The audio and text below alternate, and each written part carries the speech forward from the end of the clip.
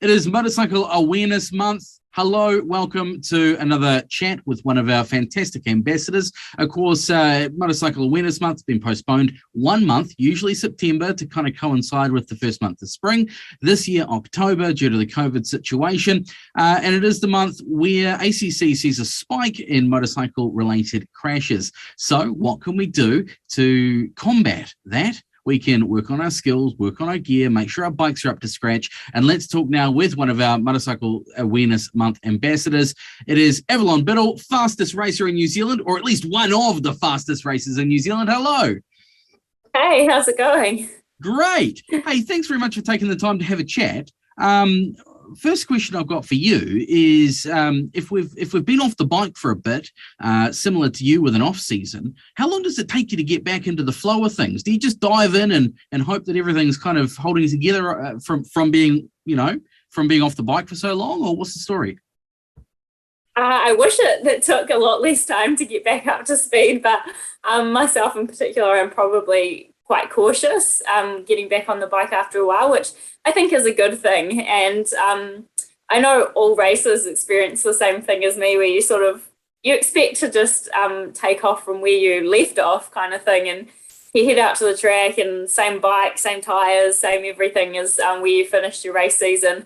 And you kind of feel like a beginner and you're sort of a bit wobbly, and things aren't as easy as you remember them to be. And I know that myself and all my fellow racer friends experience the same thing, where those first couple of laps you're sort of like, whoa, how do you do this? So I think it's totally normal to experience that, I guess, hesitation or things not going smooth your first ride back after a while, which most of us do during winter. We definitely don't do as much riding for a lot of us. So yeah, it's totally normal to have to take your time to get back up to speed. And for me, it's a few race meetings. I had my first race meeting back since April, a couple of weeks ago. And yeah, I was probably 2 to 3 seconds a lap off what I would do at that same track at the New Zealand Championships. And then I have another race meeting coming up next weekend, and I expect that I still won't be up to pace for that. So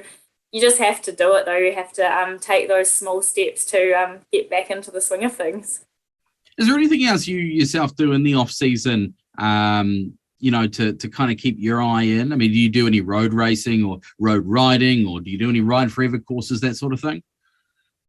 Yeah, in the past, I've ridden dirt bikes a lot, which I find really useful, especially for racing, because they're great for fitness, but also really helpful with bike control and that sort of thing. This year I haven't done so much motocross, mostly because of the weather down here in the South Island. A lot of the tracks are on the riverbeds, and we've had a lot of flooding. So yeah, we just haven't really had great conditions for riding, and I've actually done a lot on a cycle, so both road cycling and mountain biking.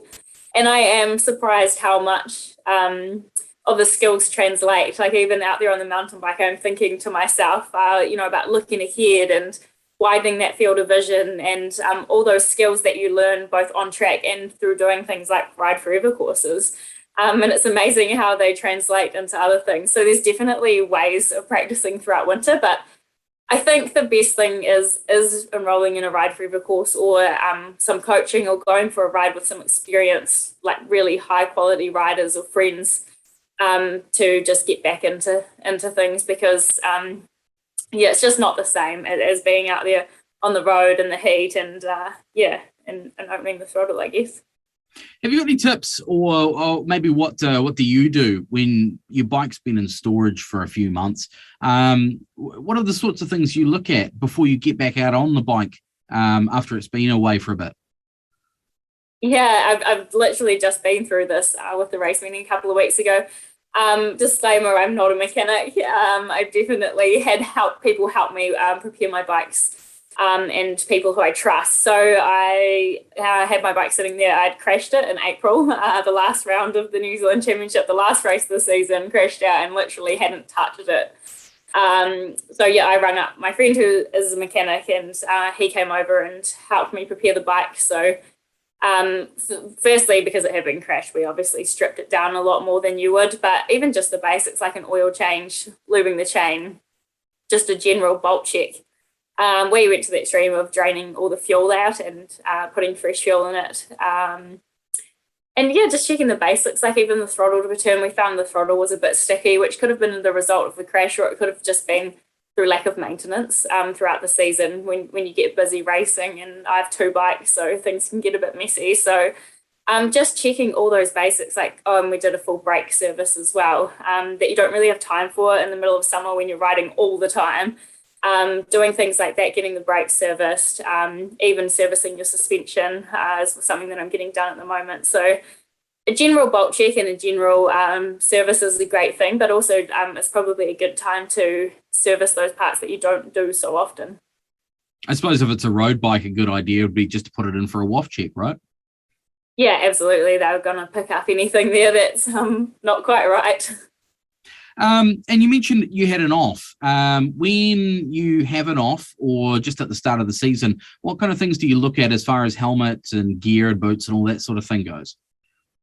Yeah, I think when you have good quality gear to begin with, you kind of expect that it's going to survive a crash.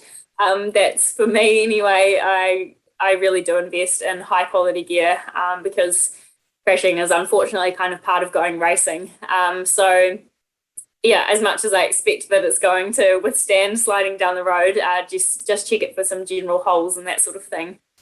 Boots are really important. I find that you quite often don't realize how worn out your boots are, especially on the soles. And when even on the road, you put so much pressure through your feet, and it's what you kind of use to really grip onto the bike. And when the soles of your boot wears out, where you have the ball of your foot on the foot peg, it's actually really slippery. And then when you go for a ride in the wet or something, wow, it really catches you out how slippery and how much you rely on that grip on those foot pegs. So yeah, I've got a new set of boots there that I'll be putting on for the season. I'll definitely use them on the road to bed them in before hitting the racetrack. So yeah, that's just the basics. And then obviously checking your helmet. You can see behind me a whole heap of old helmets, and even I forget sometimes that you shouldn't be wearing an old helmet, and it's so tempting to just whip an old one off the shelf and chuck it on. But we do know that they lose that safety standard over time. So even just checking something like the date on your helmet is probably a good thing to do. And if you have a knock or any kind of damage to your helmet, do you personally, do you replace it, or? Yeah, we definitely replace them. I think that's just the general consensus nowadays, that helmets are compromised once they've had a knock, even a heavy drop on the floor. So yeah, absolutely. The shelf behind me is all donations to the helmet shelf that have unfortunately been down the road. So yeah, absolutely. I would change my helmet after any time it's hit the deck. Outstanding. Avalon Biddle, one of the fastest racers in New Zealand. Thank you very much for your time and have a chat today, and thank you very much for agreeing to be a Motorcycle Awareness Month ambassador. Thanks. It's an absolute pleasure. I'm looking forward to hitting the roads on a more regular basis. rideforever.co.nz's a website. Jump in there, find out all you need to know about signing up for a Ride Forever course. If you yourself aren't a motorcyclist, highly recommend. Christmas is just around the corner. Dirty word for me to say at the moment, but get somebody a Ride Forever course for Christmas.